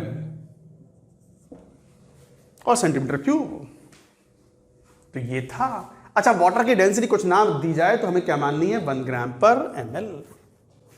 हो गया बच्चों ये chapter comes to an end. Everything is talked about, everything is finished in equivalent concept. तो 11th class में ये बिल्कुल and में आता है लगभग, फिजिकल केमिस्ट्री में ये। तो अच्छे से पढ़ें बच्चे इसको। इसके ऊपर हार्डनेस ऑफ वाटर खासकर ज़्यादा इंपॉर्टेंट है, ध्यान से पढ़ें इसको। आज हम एक नया चैप्टर स्टार्ट कर रहे हैं इनऑर्गेनिक केमिस्ट्री में, S block elements. S block elements अगर करिकुलम देखें तो वो 11th क्लास में होता है एनसीईआरटी में, और 11th क्लास के स्टूडेंट्स को पढ़ना भी पड़ता है। अच्छा, पढ़ना तो 12th वालों को भी पड़ता है क्योंकि जेई का एग्ज़ाम लिखना है। ड्रॉपर्स स्टूडेंट्स होते हैं तो उनको भी पढ़ना होता है। बट इस चैप्टर के लिए मैं कुछ पॉइंट्स बताना चाहूँगा आपको। वैसे तो जैसे इसे ब्लॉक केमिस्ट्री बोलते हैं, ब्लॉक केमिस्ट्री में एस ब्लॉक हुआ, पी ब्लॉक हुआ, डी ब्लॉक हुआ, ये सब पढ़ने होते हैं आपको। 11th क्लास वाले स्टूडेंट सबसे पहले ब्लॉक केमिस्ट्री में एस ब्लॉक पढ़ते हैं। अच्छा, 11th वाले स्टूडेंट्स अब तक जैसे मान लो केमिकल इक्विलिब्रियम पढ़ा है उन्होंने, या मान लो थर्मोडायनेमिक्स पढ़ा है, या मान लो और जो चैप्टर हैं लॉजिकल चैप्टर केमिस्ट्री में पढ़े होते हैं। Even chemical bonding is also quite logical. और जब वो एस ब्लॉक पढ़ना शुरू करते हैं तो कई बार उनको बड़ा अजीब सा लगता है कि इसमें तो याद करना है, इसमें तो बहुत सारी केमिकल रिएक्शंस हैं, इसमें तो बहुत सारे फैक्ट्स हैं, इसमें तो वो बहुत सारी चीज़ें आ रही हैं जो हमने केमिकल बॉन्डिंग में या पीरियोडिक टेबल के अंदर पढ़ी हुई हैं। बिल्कुल, एस ब्लॉक के अंदर एस ब्लॉक के एलिमेंट्स की जो प्रॉपर्टीज़ हैं वो पॉइंट्स जनरल पॉइंट्स ही तो हैं जो हमने पीरियोडिक टेबल में या केमिकल बॉन्डिंग में पढ़े हुए हैं, वो सब पॉइंट्स भी यहाँ अपीयर होंगे। तो कई बार स्टूडेंट्स को एक कनेक्टिविटी थोड़ी कम लगती है इस चैप्टर में एस ब्लॉक में। उसका एक कारण और भी होता है कि जैसे एस ब्लॉक हैं उनके कंपाउंड्स हैं, मतलब some of the compounds are very important that you have to study in S block. जैसे sodium carbonate is very important, sodium hydroxide is very important, sodium peroxide is very important, plaster of Paris, ये सब चीज़ें and quick lime, ये सब आपको पढ़ना होता है। और जब आप इनके रिएक्शंस पढ़ते हो तो रिएक्शंस में कोई रेडॉक्स रिएक्शन आ रही है तो कोई एसिड बेस न्यूट्रलाइजेशन रिएक्शन आ रही है, तो स्टूडेंट्स 11th वाले थोड़े पजल्ड हो जाते हैं क्योंकि केमिकल रिएक्शंस का जो बेसिस है वो मेनली इलेक्ट्रोकेमिस्ट्री होता है based on redox reactions, and ionic equilibrium होता है based on acid base neutralisation reaction और इवन कॉम्प्लेक्स रिएक्शन और समथिंग लाइक दैट। एसिडिक और बेसिक नेचर की भी वहाँ बात होती है। और कई बार 11th क्लास के स्टूडेंट्स ने हो सकता है कि वो इलेक्ट्रोकेमिस्ट्री तो 12th का चैप्टर है पढ़ा ही ना हो, या हो सकता है आयनिक भी उतना ना पढ़ा हो या ना पढ़ा हो। तो कई बार जब बच्चे एस ब्लॉक पढ़ते हैं तो थोड़ा सा पजल्ड होते हैं 11th क्लास के। 12th क्लास वाले नहीं, ड्रॉपर नहीं, ना, उन्होंने तो इलेक्ट्रोकेमिस्ट्री पढ़ ली होती है, उसके बाद ही वो एस ब्लॉक पढ़ते हैं या रिवाइज करते हैं। पढ़ा तो उन्होंने भी 11th पढ़ के ही तो वो 12th में गए होंगे, तो 11th जब उन्होंने पढ़ा होगा तो उनको भी एक कनेक्टिविटी मेरे बोलने से उनको समझ में आ रहा होगा 12th वाले स्टूडेंट्स को कि अगर 11th रिवाइज कर रहे होंगे मेरे इन लेक्चर्स से कि हाँ सही तो कह रहे हैं सर। 11th क्लास में जब हम एस ब्लॉक या बोरॉन कार्बन की केमिस्ट्री पढ़ रहे थे पी ब्लॉक में, तो कनेक्टिविटी थोड़ी कम महसूस होती थी। 11th क्लास में थोड़ी कम महसूस होती है क्योंकि इसके अंदर जो केमिकल रिएक्शंस आएंगे, जो पॉइंट्स आएंगे, जो फैक्ट्स आएंगे, जो लॉजिक्स आएंगे, कई बार उन लॉजिक्स को समझने के लिए we need the concepts of even 12th class also. अब बात आती है 11वीं क्लास के बच्चों के सामने कि सर क्या करें, फिर क्या करें, क्या पढ़ना तो पड़ेगा ही ना। आपका जब स्कूल के एग्जाम्स होंगे तो वहाँ भी एस ब्लॉक में क्वेश्चंस आएंगे और इनफैक्ट पढ़ना तो है ही। अब हो सकता है वो उतनी अच्छी फीलिंग ना आए जितनी अच्छी फीलिंग आपको थर्मो पढ़ने से आती है या केमिकल इक्विलिब्रियम पढ़ने से आती है या और जो चैप्टर्स हैं केमिकल बॉन्डिंग पढ़ने से आती है, वैसी फीलिंग ना आए। बट जैसी भी फीलिंग आए पढ़ना तो पड़ेगा। कोशिश करेंगे कि ये जो पॉइंट्स बता रहे हैं वो याद करें। बट जब आप 12th क्लास में जाओगे वहाँ पर इलेक्ट्रोकेमिस्ट्री पढ़ोगे और ब्लॉक केमिस्ट्री से पहले जब हम बात लेते हैं जनरल इनऑर्गेनिक केमिस्ट्री की, कुछ इनऑर्गेनिक रिएक्शंस के कुछ मैकेनिज्म की बात करते हैं, हम उनके लॉजिक की बात करते हैं, सिमिलैरिटी टाइप ऑफ रिएक्शंस को हम एक जगह इकट्ठा करके बात करते हैं, तो स्टूडेंट्स को फिर अच्छी फीलिंग आनी शुरू हो जाती है। उनको चमकने भी लगता है, उनको दिखाई पड़ने लगता है कि यस अगर इन दो तरह के कंपाउंड्स की रिएक्शन कराएंगे तो what could be the type of the product that could form, तो वो उनको फील होने लगता है। और जो स्टूडेंट 12th और ड्रॉपर्स हैं वो एस ब्लॉक पढ़ेंगे तो उनको काफ़ी इजी लगेगा अगर वो पी ब्लॉक के बाद पढ़ रहे हैं तो 11th वाले स्टूडेंट्स के लिए मेरी एक एडवाइस है कि अभी तो जैसे पढ़ा रहे हैं याद करने वाले, जैसे कई बार चीज़ों को रटते हैं ना, रटने वाले मोड में भी पढ़ो तो कोई बुराई नहीं है। याद हो जाती है चीज़ें तो भी क्वेश्चन सॉल्व हो जाते हैं, नंबर तो मिल ही जाते हैं। बाकी 11th के बाद 12th तो पढ़ोगे ना, 12th के अंदर और भी ब्लॉक केमिस्ट्री आएगी, इनऑर्गेनिक केमिस्ट्री आएगी, तो you will understand many more logics and then you will not face this kind of problem as you are facing today in S block और boron and carbon family, जो कि हम बाद में अभी लेंगे।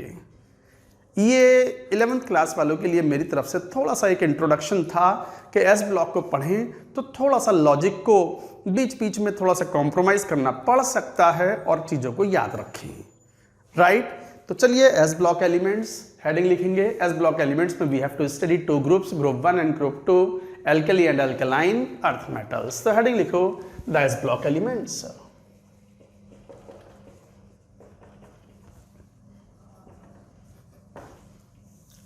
चलिए पहले बात करते हैं अल्कली मेटल्स की। ग्रुप 1, जैसा कि आप जानते हो this are group 1 elements, lithium, sodium, potassium, rubidium, caesium and francium. Francium is radioactive. ये एक रेडियो एक्टिव एलिमेंट है, थोड़ा लेस स्टडीड है, half life is nearly 21 days और बाकी सब ये मेटल्स हैं। ये सभी मेटल्स बनाते हैं। तो all metals, all reactive metals,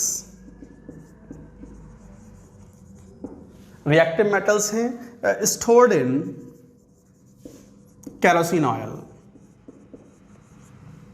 हवा में भी रिएक्शन करते हैं, पानी में भी रिएक्शन करते हैं, पानी में वायलेंटली रिएक्ट करते हैं, हवा में ऑक्साइड बना लेते हैं। तो रखें कहाँ ताकि मेटल को हम सेफली प्रिजर्व कर सकें? तो they are stored in kerosene oil. Kerosene oil मतलब ऐसा जो कि बिल्कुल प्योर हाइड्रोकार्बन टाइप हो। केरोसिन ऑयल और अदर हाइड्रोकार्बन्स और अदर हाइड्रोकार्बन्स, लिक्विड हाइड्रोकार्बन्स में इसको स्टोर किया जा सकता है। रिएक्टिव मेटल्स हैं ये। अच्छा, रिएक्टिव मेटल्स में मेटल्स हैं दीज मेटल्स जो कि अल्कली मेटल्स हैं, पीरियोडिक टेबल में सबसे लेफ्ट साइज में है, साइज काफ़ी लार्ज होता है तो डेंसिटी काफ़ी लो होती है। तो कुछ पॉइंट्स ऐसे आएंगे। अच्छा, atomic and ionic size increase from top to bottom, ionisation energies decrease from top to bottom. ये सब पॉइंट्स मैं नहीं लिखूंगा यहाँ पर, आप एक बार एनसीईआरटी जरूर पढ़ेंगे इन चैप्टर्स की, और ये पीरियोडिक टेबल में हम पढ़ चुके हैं। एटॉमिक साइज बढ़ता है top to bottom, ionic size बढ़ता है from top to bottom, ionisation energy decreases from top to bottom. तो ये पॉइंट्स हैं, बट उसके अलावा कुछ और पॉइंट्स भी हैं, जैसे hydration enthalpy,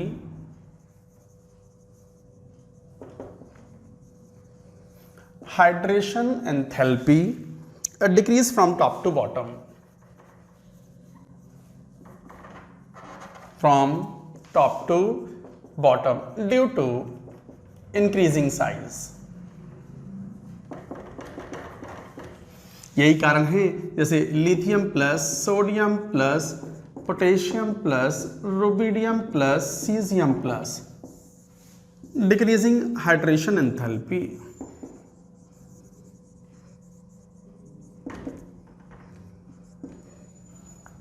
hydration enthalpy, hydration enthalpy का मतलब एक मोल गैसियस आयंस को पानी में डुबो दो तो जो एनर्जी रिलीज होगी that is called hydration enthalpy. तो डिक्रीजिंग हाइड्रेशन एंथैल्पी है। यही कारण है कि लिथियम आयन के जो सॉल्ट्स होते हैं, ये लिथियम के जो सॉल्ट्स होते हैं वो हाइड्रेट्स बनाते हैं, बाकी हाइड्रेट्स नहीं बनाते। तो लिथियम सॉल्ट्स फॉर्म हाइड्रेट्स। जैसे example LiCl dot 2H2O, NaCl, KCl do not form etc. do not form hydrates. ये हाइड्रेट्स नहीं बनाते, मॉइस्चर अब्जॉर्ब नहीं करते, डेलिक्वेसेंट नहीं है। ये एक बड़ा कॉमन क्वेश्चन भी होता है, जो खाने वाला नमक है मोस्टली टेबल सॉल्ट क्या होता है? Sodium chloride. और सोडियम क्लोराइड जो है वो बरसात में मॉइस्चर अब्जॉर्ब कर लेता है, गीला हो जाता है, और जबकि यहाँ कह रहे हैं कि ये हाइड्रेट नहीं बनाता, मॉइस्चर अब्जॉर्ब नहीं करता, डेलिक्वेसेंट नहीं है। NaCl is not deliquescent, but NaCl के थोड़ा सा अंदर मैग्नीशियम क्लोराइड प्रेजेंट होता है एज एन इम्प्योरिटी, तो मैग्नीशियम क्लोराइड डेलिक्वेसेंट है, जिसकी वजह से बरसात में नमक गीला हो जाता है। अच्छा, इसके बारे में दोबारा फिर बात करेंगे, थोड़ा सा आगे बढ़ते हैं पहले। तो lithium salts form hydrates because of the small size. तो क्यों? क्योंकि लिथियम आयन का आसानी से हाइड्रेशन होता है, उसमें नेचर है, टेंडेंसी है टू एब्जॉर्ब मॉइस्चर। नोट करते जाएं ये सब पॉइंट्स, तो इस तरीके से आप ये बात कह पाते हो। अच्छा, और भी लिखो कैरेक्टरिस्टिक्स में, all alkali metals are silvery white, light metal and highly reactive.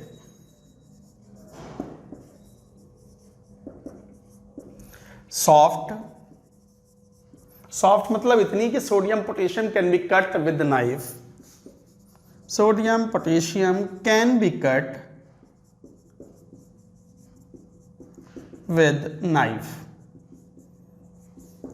Low melting point and boiling point, low melting point and boiling point. हालांकि melting point and boiling point increase from top to bottom, melting point and boiling point increase from top to bottom. Top to bottom melting point, तो lithium का melting point, lithium relatively hard भी है, तो lithium, sodium, potassium, rubidium, caesium.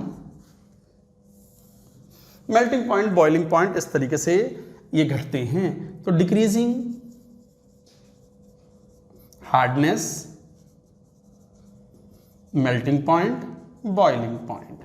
क्यों? अच्छा, low melting and boiling point क्यों? Due to weak metallic bonding. ये पढ़ा है केमिकल बॉन्डिंग में, बिल्कुल एंड में आपने, मैं नहीं पढ़ाया है आप लोगों को। केमिकल बॉन्डिंग में, मेटालिक बॉन्डिंग में हमने कहा था कि टॉप टू बॉटम आने पर मेटालिक बॉन्डिंग वीक पड़ती है, तो उनकी हार्डनेस भी घटती है, मेल्टिंग पॉइंट, बॉइलिंग पॉइंट भी उनके घट जाते हैं, और इस तरह की प्रॉपर्टीज अफेक्ट होती हैं due to weak metallic bonding. Size काफी लार्ज होने की वजह से मेटालिक बॉन्डिंग बहुत वीक होते हैं। हालांकि लिथियम इज रिलेटिवली हार्ड, तो हार्डनेस सबसे कम सीजियम की, लिथियम की highest. Sodium, potassium, rubidium, caesium तो इतने सॉफ्ट है, जैसे साबुन होता है ना, साबुन को चाकू से काट दो तो चाकू से आसानी से वो, जैसे साबुन कट करके 2 टुकड़े 3 टुकड़े में तोड़ देते हो आप, तो उसी तरीके से हम ये कट कर सकते हैं सोडियम पोटेशियम को, they are so soft.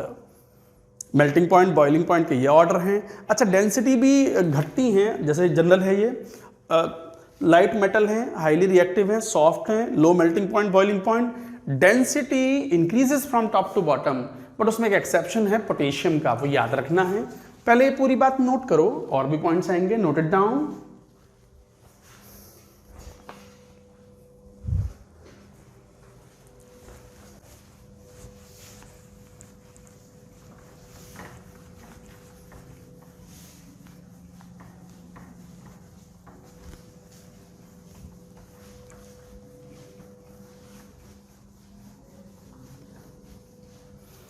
Melting point का ऑर्डर कुछ ऐसा है, लिथियम, फिर पोटेशियम, सोडियम, ये एक्सेप्शन है।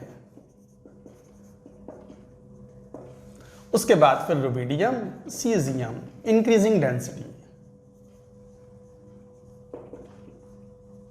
चूंकि एनसीईआरटी में लिखा हुआ है तो this can be asked in exam.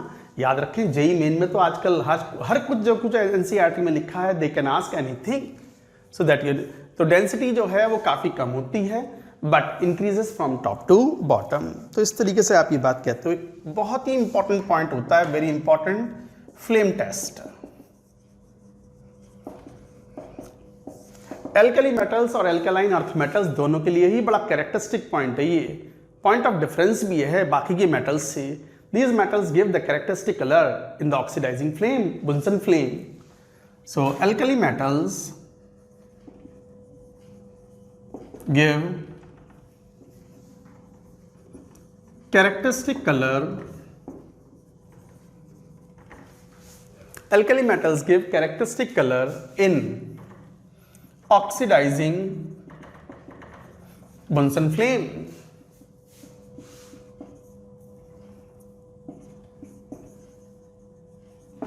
बुंसन flame होती है, बुंसन बर्नर होता है, तो बुंसन बर्नर में इस तरीके से ये 2 कोन बन जाते हैं। ये आउटर कोन होता है और ऑक्सीडाइजिंग फ्लेम, और ये जो इनर कोन है ये रिड्यूसिंग फ्लेम होती है। जब आप 12th क्लास में क्वालिटेटिव एनालिसिस पढ़ेंगे तो वहां पर हम फ्लेम को भी डिस्क्राइब करेंगे, फ्लेम पे भी क्वेश्चन पूछे जाते हैं। तो लगभग यहां बर्न कराते हैं, यहां this at this point flame test is done. तो फ्लेम टेस्ट लगभग यहां करते हैं, आउटर कोन के अंदर है, ऑक्सीडाइजिंग फ्लेम है, टेम्परेचर थोड़ा सा relatively low temperature,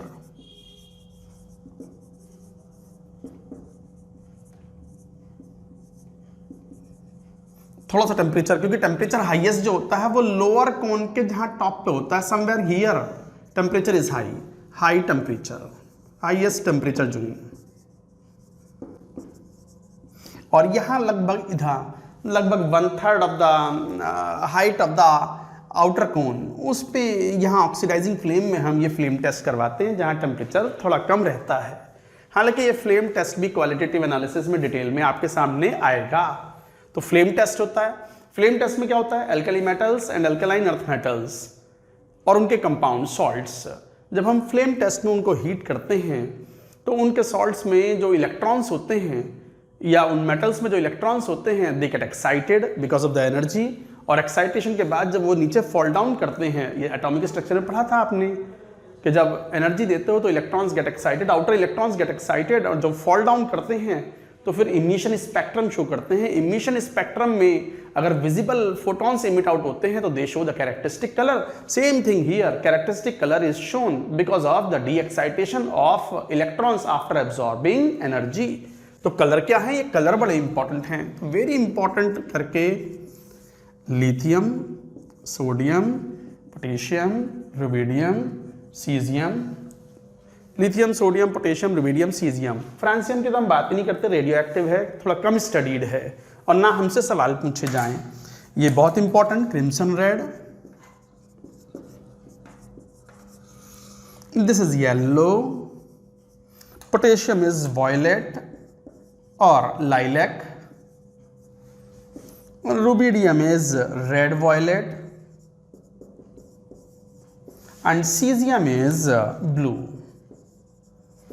This is very important, you should remember, directly पूछा जाता है क्वालिटेटिव एनालिसिस में भी और एस ब्लॉक के क्वेश्चंस में भी कि a particular compound of a metal is found to show the flame test which is yellow in color.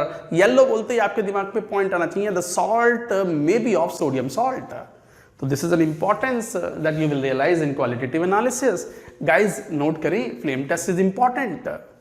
तो ये फ्लेम टेस्ट है। साथ में कुछ जनरल पॉइंट्स ऐसे भी आएंगे जैसे जैसे पोटेशियम एंड सीजियम है, ये इनका वर्क फंक्शन काफ़ी लो होता है, आपने फोटो इलेक्ट्रिक इफेक्ट में पढ़ा हुआ, तो फोटो इलेक्ट्रिक सेल्स बनाने में काम में आते हैं। तो potassium and caesium are used in photoelectric sales.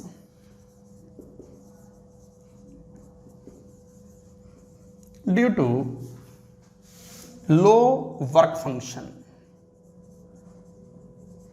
Work function का सिंबल हम 5 भी यूज करते हैं, फिजिक्स में भी होता है ये वर्क फंक्शन, 12th क्लास में पढ़ते हैं। तो potassium and caesium are used in the photoelectric cells due to the low work function. Note करते जाओ, सब इंफॉर्मेशन है, याद करनी है, अच्छे से याद करनी है, note it down.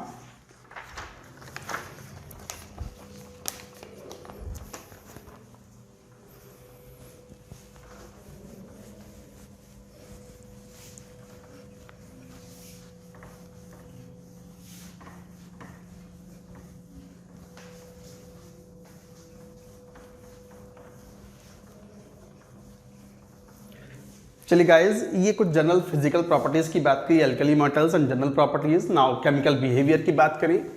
Chemical properties,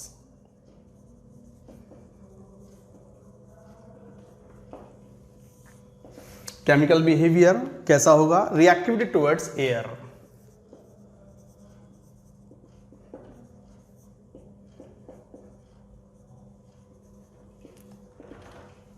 हवा के अंदर एल्कली मेटल्स, ऑक्सीजन तो होता ही है, नाइट्रोजन भी होता है, तो ऑक्साइड्स तो बनाते ही हैं।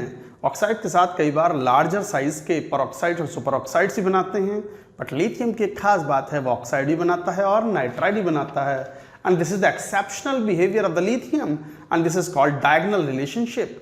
क्योंकि लिथियम का साइज काफी छोटा है तो वो नाइट्राइड ही बनाता है, सिमिलर टू मैग्नीशियम। तो lithium shows diagonal relationship with magnesium, ये पॉइंट भी आएगा।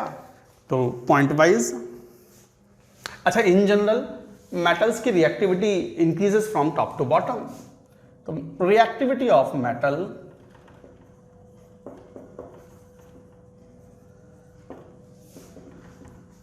Increase from top to bottom, reactivity बढ़ती है। Caesium is most reactive, lithium is least reactive. But क्या प्रिंसिपल प्रोडक्ट्स हैं? तो principal combustion product,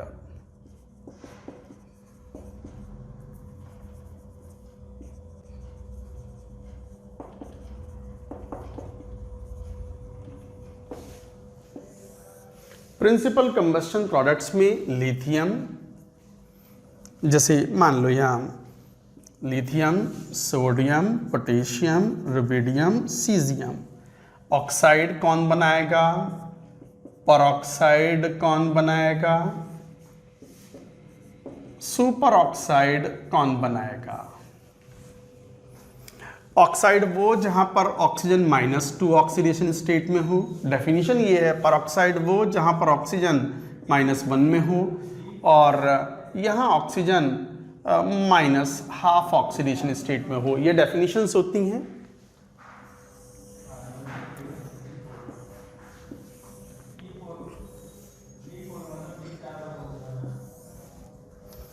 caesium,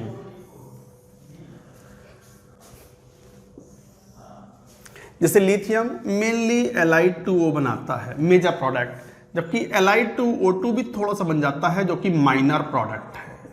it is a minor product. तो lithium reacts और undergoes combustion in air, gives lithium oxide. Minor amount में lithium peroxide बनता है, super oxide नहीं बनता। जबकि सोडियम जो है, सोडियम ऑक्साइड माइनर प्रोडक्ट बनाता है और मेजर प्रोडक्ट बनाता है Na2O2 मेजर।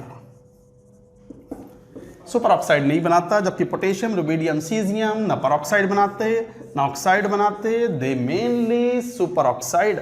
व्हाट? जैसे KO2, RbO2, CSO2। और ये जो कंपाउंड्स होते हैं superoxides, superoxides are paramagnetic and coloured. Sir ये कैसे मालूम पड़ा कि ये पैरामैग्नेटिक? अरे केमिकल बॉन्डिंग पढ़ा होगा ना, molecular orbital theory. Molecular orbital theory में पढ़ चुके हैं हम डायटोमिक मॉलिक्यूल्स के लिए कि how to find out number of unpaired electrons by molecular orbital distribution of electrons. तो super oxides of paramagnetic and coloured, they are yellow और ऑरेंज कलर्ड कंपाउंड। जैसे potassium super oxide is orange. So like that you say these are the compounds। अच्छा, ये जो oxides हैं इनमें generally ऐसा क्यों हुआ? ये एक जनरल रूल है कि जब कोई आयनिक कंपाउंड बनता है, आयनिक ऑक्साइड्स की नेचर है ये, तो generally larger cation stabilises the larger anion. तो जो larger potassium, rubidium, caesium ion हैं वो लार्जर सुपर ऑक्साइड आयन के साथ बेटर स्टेबलाइज होते हैं, इसलिए वो सुपर ऑक्साइड बनाते हैं। लिथियम छोटे साइज का है तो वो ऑक्साइड बनाता है, क्योंकि ऑक्साइड आयन का साइज छोटा है देन कंपेयर टू परऑक्साइड और सुपर ऑक्साइड। तो लिखेंगे इस बात को एज ए इंपॉर्टेंट करके।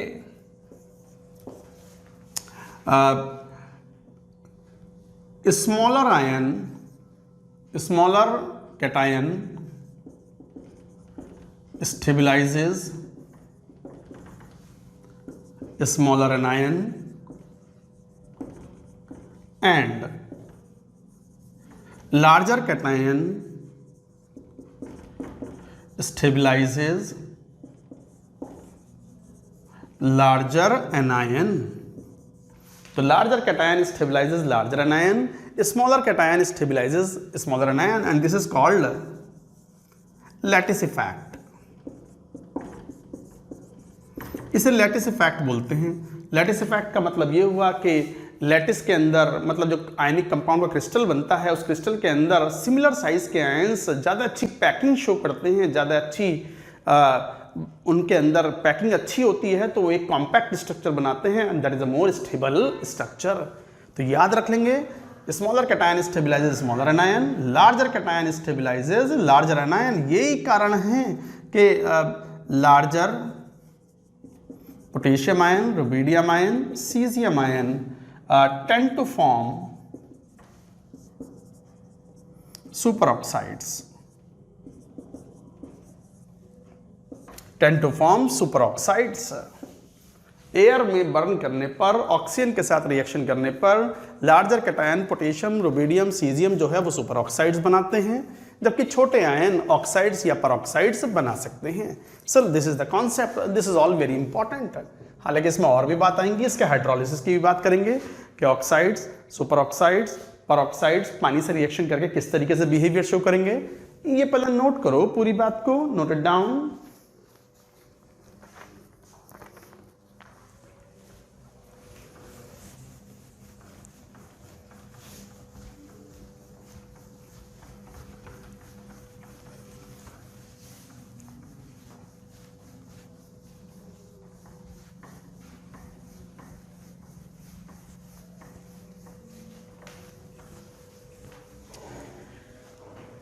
जैसे एडिशनल इंफॉर्मेशन है ये, जैसे मेटल ऑक्साइड है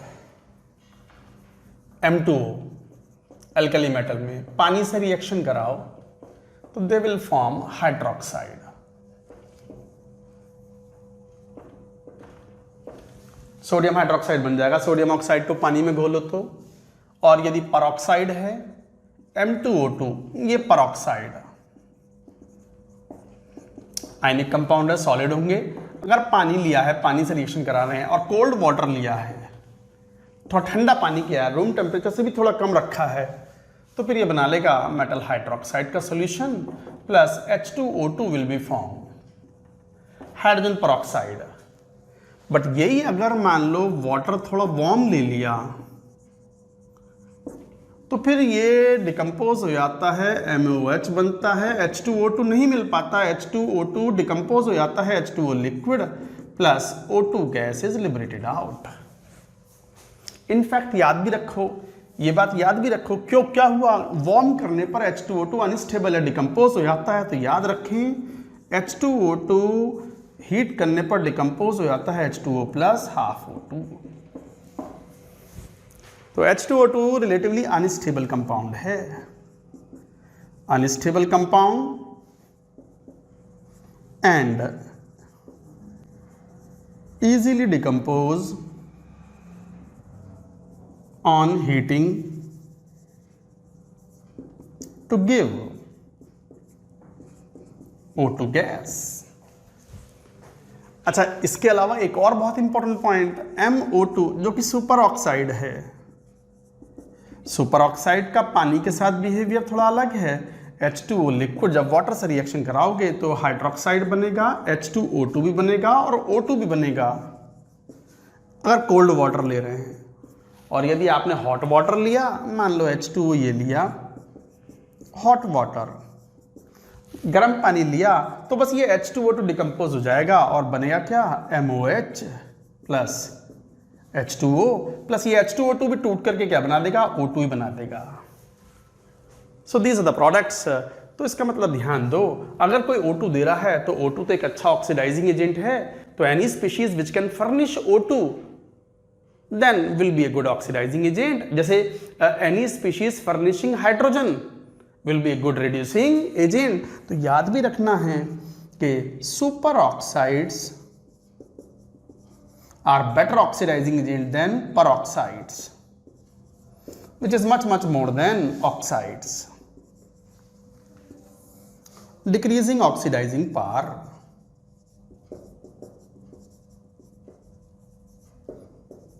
decreasing oxidizing nature होती है।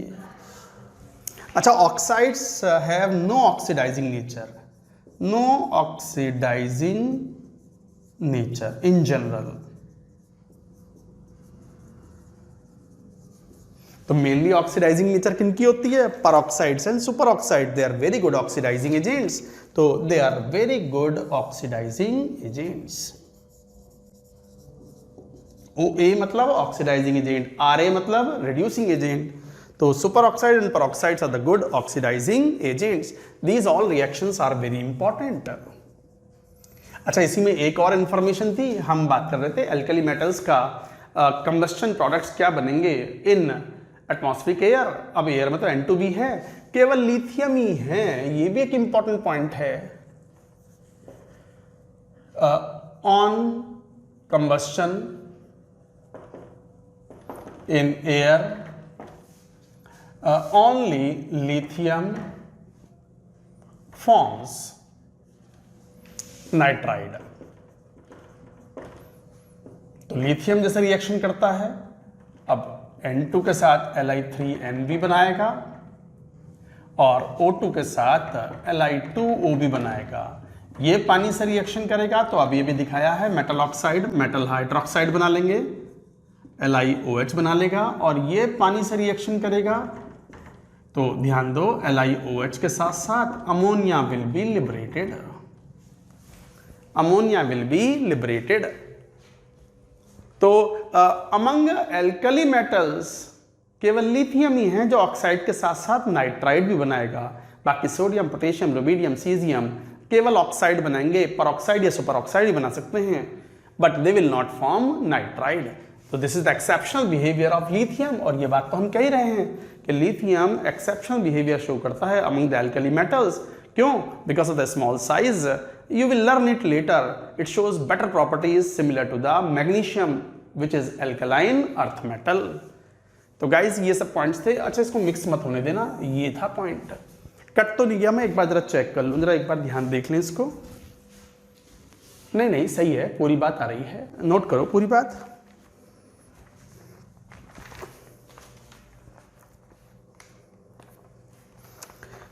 चलिए इसके बाद बात करेंगे रिएक्टिविटी टुवर्ड्स वाटर, वाटर के साथ रिएक्टिविटी। ये पूरा नोट कर लें पहले।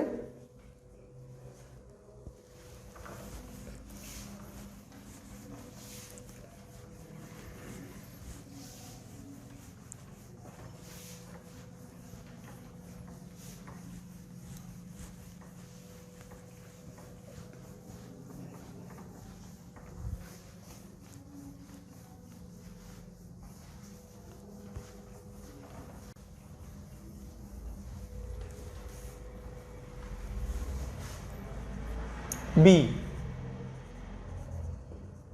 Reactivity towards water.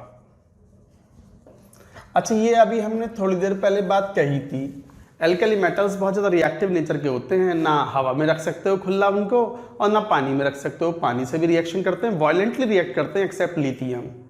तो लिथियम थोड़ा जेंटली रिएक्ट करता है। तो lithium reacts gently with water, other alkali metals react violently with water।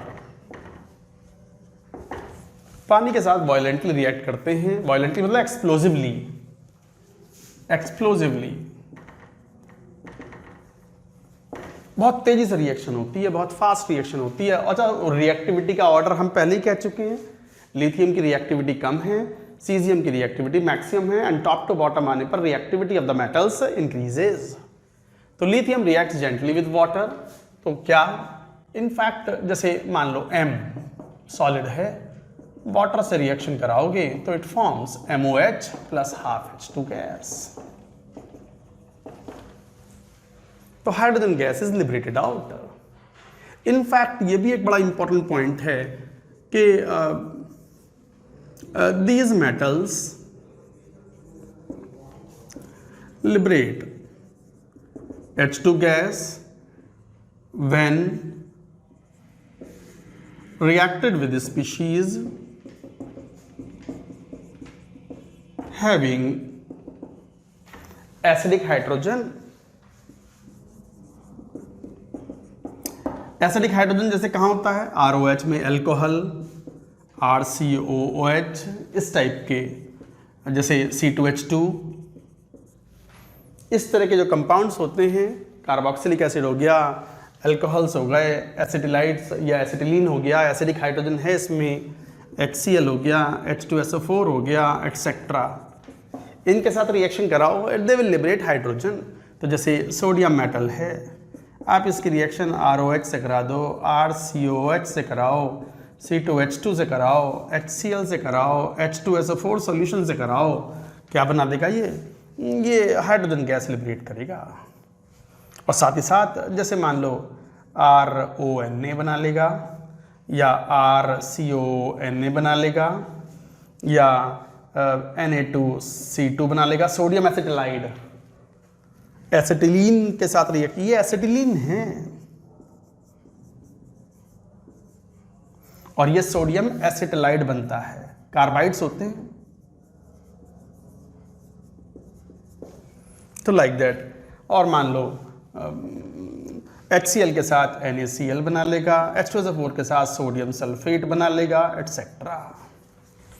तो कहने का मतलब कहीं भी एसिडिक हाइड्रोजन हुआ, ये रहा एसिडिक हाइड्रोजन, ये है एसिडिक हाइड्रोजन, ये रहा एसिडिक हाइड्रोजन, ये है एसिडिक हाइड्रोजन, एसिडिक हाइड्रोजन उड़ा देगा एसिडिक हाइड्रोजन को, एसिडिक हाइड्रोजन को पकड़ करके लिबरेट करा देगा हाइड्रोजन गैस, और बाकी का इस तरीके का कंपाउंड बनाएगा। So this is an important point. Ammonia भी काउंट कर लो, और भी ले लो, जैसे NH3 अमोनिया से भी रिएक्शन कर लेगा, अमोनिया गैस से। अमोनिया गैस में भी तो एसिडिक हाइड्रोजन है, सो दिस विल लिबरेट, जैसे सोडियम है, अमोनिया से रिएक्शन कराओ तो NaNH2 गैस के फॉर्म में रिएक्शन कराओगे तो हाइड्रोजन गैस को लिबरेट करेगा एसिडिक हाइड्रोजन होने की वजह से। तो this is also an important point. ये था रिएक्टिविटी टुवर्ड्स वाटर। नोट करें पूरी बात।